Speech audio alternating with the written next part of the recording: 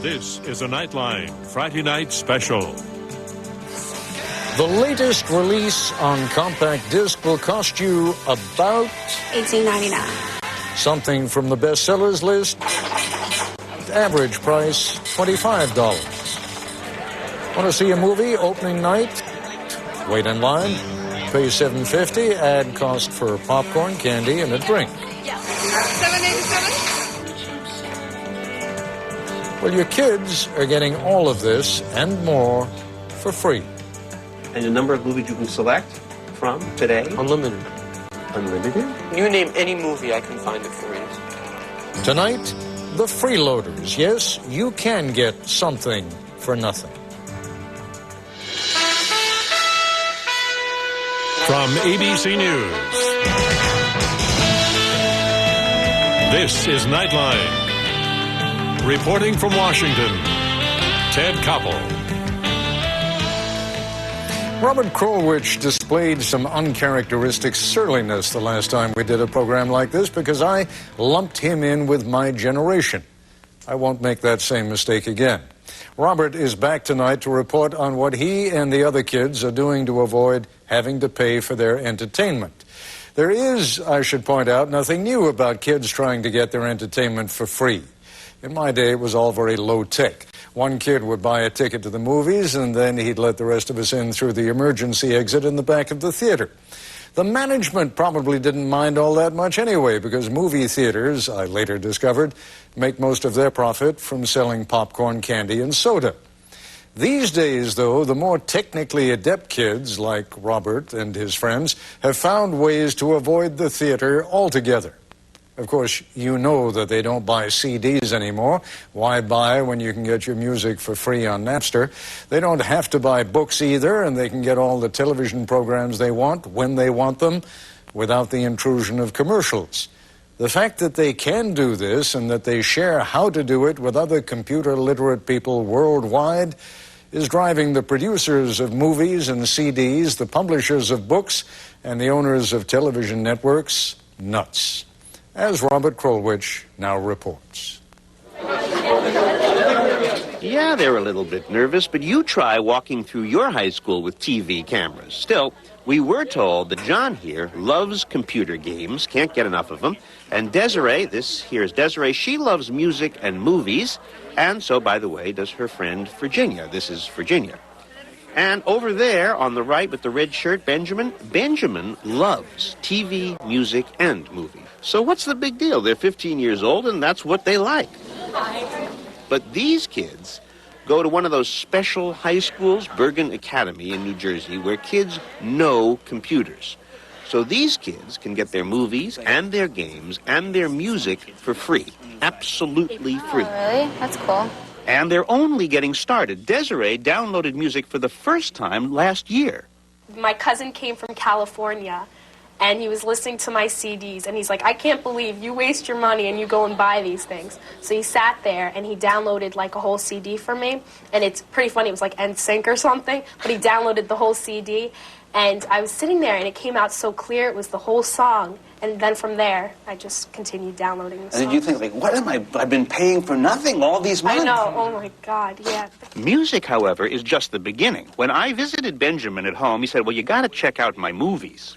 It's cool to be able to sit there and watch a movie that people are paying $8 to see in the theaters, or even to watch a movie before it comes out that no one else can see, but I can sit in my room and watch it right there, right in front of me. What Benjamin is about to do may shock you, but be warned, you will see no buying, no selling, nothing leaves the house, no exchange of money. As best we can tell, Benjamin is doing nothing illegal. It's just before New Year's, and in his fashion, he's going to the movies. On December 27th of the year 2000, let me just take a look at some of the movies that are available to you. Okay. These are brand new movies. Some of them haven't opened yet. Yes. This is a Malaysian VCD site. A what? The Malaysian VCD site. VCDs What do you mean Malaysian? It's from this site. The guy who made this site, it's a man who sells VCDs out of Malaysia. Benjamin explains there's a man in Malaysia who goes to the movie theaters there, to the handicap sections, with a tripod and with a camera. which he then puts in place to record the movie. Then he takes a jack and plugs it into the hard of hearing device, and that way he gets a clean soundtrack, no eating popcorn, no laughing, just records the movie. Here, right here, this is a screenshot of the Castaway, which is a movie that just came out Friday. And right there in the corner, you see an NB. NB. Now, that means that some guy named NB, or codenamed MB, sat in the theater and filmed that movie. NB then lists all the movies he's filmed here. This is his website. And for $5, you can download any one of these. But Benjamin doesn't pay $5. No, instead he goes to a free website. You see here, it's Men of Honor, free video. This is a site for movie lovers who give away their movies. There are 151 of them doing that right now. Wow, look at these guys. These are all people from somewhere. Yep, and they're all downloading movies. Including some of NB's movies. Hon, you need to talk about your daddy. Why don't you tell me why I hate him? You're the sidekick. This is The Gift with, with subtitles in Malay. It doesn't bother me. I'm used to it because I watch so many movies with them. A typical movie takes about 3 hours to download, so he does this just before bedtime. And I select download, and it'll say time remaining, shut my monitor off, go to sleep. That's all for free? All for free. Next morning, it's all there. And the number of movies you can select from today? Unlimited. Unlimited? Oh, you name any movie, I can find it for you. Benjamin pulled 150 movies last year out of his computer and put them onto CDs. So the movies are now portable. He can take them downstairs. He can play them on a big screen, show them to his brother. You speak Malaysian? No. No. Okay. And what he does with movies, he can do with TV. Benjamin said, "You want to see a Seinfeld?" I said, "Okay." And he showed me a list of episodes. Pick one. Oh, let's do this one here. The Scaffold. Yeah. This is episode 613. Wow, you said, boom, you can have them whenever you want them. All right, stop this for a second. Did you see the ads, by the way? No, the ads are cut out. That's why it's only 21 minutes. So this is like perfect. Where did you get this? Chat rooms. For example, this one guy is offering, look at this. He has BattleBots, Conan O'Brien, Dark Angel, Drew Carey, Dune. Oh, my God. And Benjamin says one day he's going to download a complete Seinfeld collection, around 200 shows, from one guy, and all he has to do is push the download button on his computer. Yeah, leave it on overnight. I wake up, I have every Seinfeld episode ever made on my computer. Wow.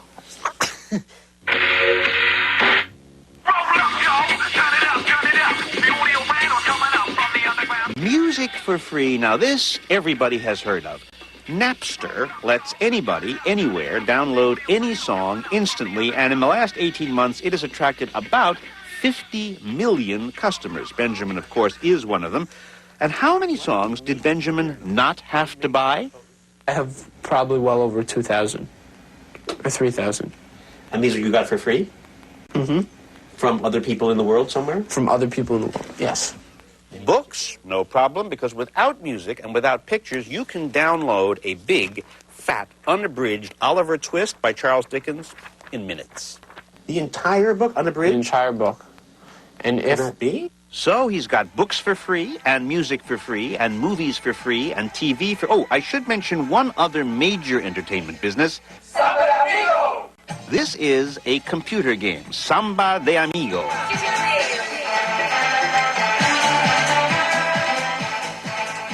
It features, as you see here, a dancing bee. Benjamin got this game off the internet as well, for free, and up in his room he's got 10 or maybe 15 more. That sounds like a lot to me. No. I know guys that have 150.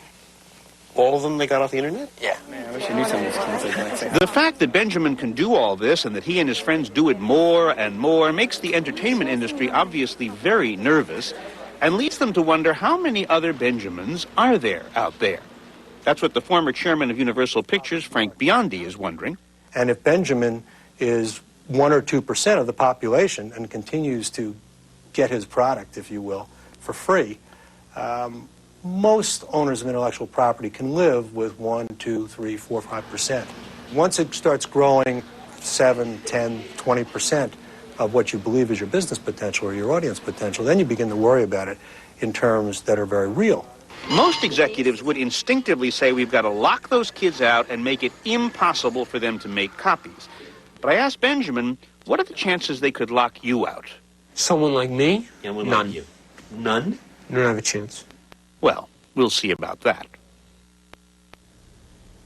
Are any of these kids prepared to pay for what they now get for free? Robert Krulwich's version of Let's Make a Deal when we come back. This is ABC News Nightline, brought to you by Singular Wireless. stdio.h include string.h include. In their high school cafeteria, Benjamin and John and Desiree and Virginia are reading each other's T-shirts, which, as it happens, is not a good thing for Hollywood, because the instructions printed here on Benjamin's back, Ben, stop moving. are part of a code, and with the complete code, you could unlock any DVD movie Hollywood has made and copy it right onto your computer. Right here. Oh, yeah, that's really easy to understand. Right there. Hollywood tried very hard to make its movies impossible to copy. But this then 15-year-old high school student from Norway, Jan Johansen, not only broke the code, he published exactly how he did it, line by line, on the internet. Jan was arrested. They have seized all my computer equipment, and charges have been brought against me. The movie industry asked that Johansen's code be suppressed for obvious reasons, said spokesman Jack Valenti. Nobody's going to make expensive movies if they can't protect them. But computer hackers and their supporters, in this case a T-shirt manufacturer in New Jersey, have not exactly cooperated. Jan's instructions, or most of them anyway, are now being printed over and over and over again in small, medium, and large. This function is for... And somebody with a pretty nice voice, we downloaded this ourselves, decided to sing Jan's instructions, again, line by line, in a kind of country western ballad. That I've been tricked to disc sector and will be decrypted. The second disc key. Released worldwide on the internet. You can't control information like this, says Henry Blodgett, a managing director at Merrill Lynch. Absolutely. If the strategy is you'll never get this, all you do is raise the incentive to get it, because nothing's going to make people want it more than you're saying you can't have it. So if Hollywood can't stop Benjamin and John and Virginia and Desiree from getting free entertainment, maybe it's time for something different. What Nightline has done is we've gone to some very serious entertainment executives and we've asked them to try to make a deal with you. Come up with some proposals that would get you to pay them real money for their entertainment products. Ready? Proposal number one, make it harder for ordinary kids to download entertainment. So, smart kids get everything for free, not so smart kids, they pay. If Napster were to become, instead of so simple, if they were to ask you 5 or 6 more questions going in. Like each time? Each time. Oh, God. Yeah, kids are really lazy, kind of, like even me. If it's like, if I have to pretty much like start typing things in and actually think about something online that like should be relatively simple, I'd probably say no anyway and be like, oh, this is boring, and like exit out and like give it, like ask my friend for something. So this is going to work. Oh, it would probably work, but it's so corny. Come on, it's cheap. It's like discrimination. Yes, that's exactly what it is. Oh, But you don't like that. No, I don't. I think it's terrible. Would you help your friends to whatever you've been able to download? Yeah, if I could get something and they ask me for it, like, they're my friends, and so, like, I'll help them out. I would totally give it to my friends. I'd give it to them freely. I'd be cheating off the company, because I think that's wrong. Wrong, wrong, wrong, wrong. So much for number one. Proposal number two, a subscription plan. You pay the movie, TV, or music distributor a monthly fee, and then you can download anything you want. Everything from the Warner Brothers movie catalog, that's old, $30. Sure. Yes? You? Yeah. I take it. But it $30 depends. from Warner Brothers? It depends. Now, let's say Warner Brothers releases a new movie. Yes, which they do all the time. Exactly. And will I get that movie the day it's in theater? No way. 3 months. Then why should wait 3 months? Why should I wait? If I can get it for free, day it comes out. And now we've essentially defined the dilemma we're living in, in very practical terms. Executive Frank Biondi says movie theaters would never let Benjamin download brand new movies. This plan, he says, could blow up the industry. And there we are.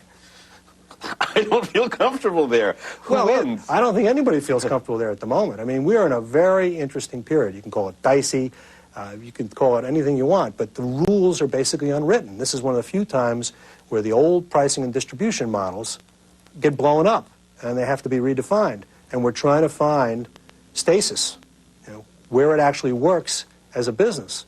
Proposition number 3, metering. You can download any movie, any song you like, but while it's on, there's a little meter ticking, charging you 1/100 of a cent per second. I don't like it. I'm not cool with it. It kind of takes away the point of ownership.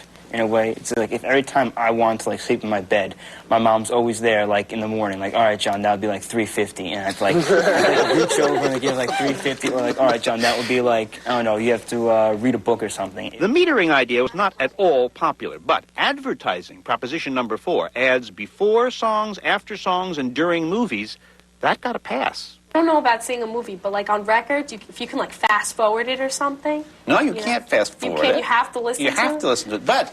But the movie is much cheaper, or maybe even free. Or the record is much cheaper, or maybe even free. That's the deal. If it's going to cost much less, and no one's going to bother me about it, I don't really have a problem. And finally, and this was a surprise, there's the tip them if you like them option. If you like certain entertainers, even if you've gotten their product for free, reward them anyway by buying their record, paying for a ticket, or buying a souvenir. Kind of like a tip, says John. Well, although people think you should get things for free, for some reason you shouldn't pay for hard work people do, I kind of think the bands I listen to, this is their living, so you might as well support them so they can continue on with it. And also, interesting. An ethical purchase. I try that. In the end, the 4 teenagers say, of course we're going to pay some money for entertainment. The question is, from now on, how much money? Benjamin says big entertainment companies needn't worry. One way or another, and they're going to find a way. I'm not sure how exactly they plan on doing it, but they will find a way to make us pay. Wait a second, says Desiree. What about the smart teenagers? Yes? She thinks the smarties will be paying less from now on. I kind of do, but because I think he's right, there will be some people out there willing to pay, but someone like me and my friends and people, whatever, the nerds, they'll find a way. Oh no, says Merrill Lynch, they will pay. In some form or other, they will pay. All we need is the right formula, says Frank Biondi. No, my gut is they'll pay. If the business model makes sense, they'll pay. Now all they've got to do is come up with a business model that makes her pay. For Nightline, I'm Robert Krulwich in New York. Where is all of this headed? Robert Krulwich joins us in a moment. And joining us now from our New York bureau, ABC's Robert Krulwich. Nobody told us, you didn't tell us, your young friends didn't tell us, where do those guys in Malaysia get these first-run movies? Well, that's an interesting question. I think either someone in Hollywood shows movies in Malaysia a day or two before they show them in America, which may be the Asian movies, the Kung Fu movies, and some dumb American movie producers, or sometimes these people in Malaysia get prints sent to them from people in the movie business in California. One of the movies I was told about was a movie that arrived about 3 months online before it arrived in the theaters, and this was a print which had been taken by somebody. I guess the director said, go and make a print of this movie, and the guy made 2 prints and sent one to Malaysia. So, but obviously Hollywood's nightmare is that here they're having the big opening of what is it, the Anthony Hopkins movie tonight, Hannibal. Right. That some turkey over in Malaysia has already got it, and right. He's going to pass it out for free. Well, he doesn't even Which know is he's often passing the it case. out, right? Yeah, right. It's often the case. I mean, sometimes these movies arrive 2 or 3 days before, and looking at that list, often the movies arrive 2 or 3 days before. Whom are they worried about? Is Hollywood worried about all of us? Are they worried about you? Are they worried about me? No, they're not worried about our hands on these movies? No, they're not worried about us. They're worried that Benjamin and his friends will teach their friends how to do this, that the small coterie of smarties will begin to teach the not-so-smarties how to do this, or that this will get easier and easier. You can have a little bit of loss in any business. But again, if the loss gets to be 10, 15, 20%, then you're in trouble. And they're worried about that. The grown-ups that you were talking to, are they genuinely concerned? Do they really feel that this could be the end of their business? Or are they convinced that indeed they will find a way of charging even these kids for their product?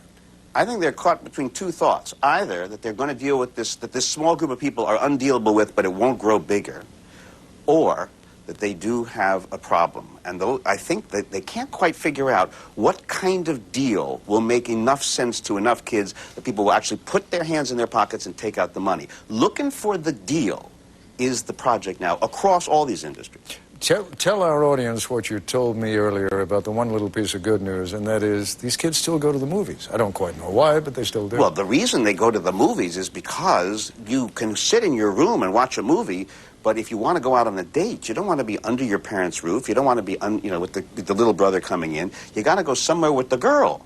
And the only place you can go with the girl is seat X16 at the Roxy Multiplex whatchamacallit. So, of course, they'll go to the movies, if not to see the movie, at least to, see the neck of the girlfriend up close and personal. Is that where the word comes from? All right, thank you very much, Robert Krulwich. I'll be back with the program note in a moment.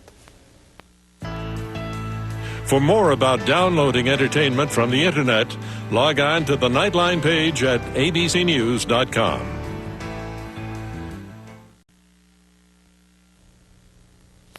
The next item on the Bush agenda, defense. And Sunday on This Week with Sam Donaldson and Cokie Roberts, a conversation with Defense Secretary Donald Rumsfeld. That's our report for tonight. I'm Ted Koppel in Washington. For all of us here at ABC News, good night. This has been a presentation of ABC News. More Americans get their news from ABC News than from any other source.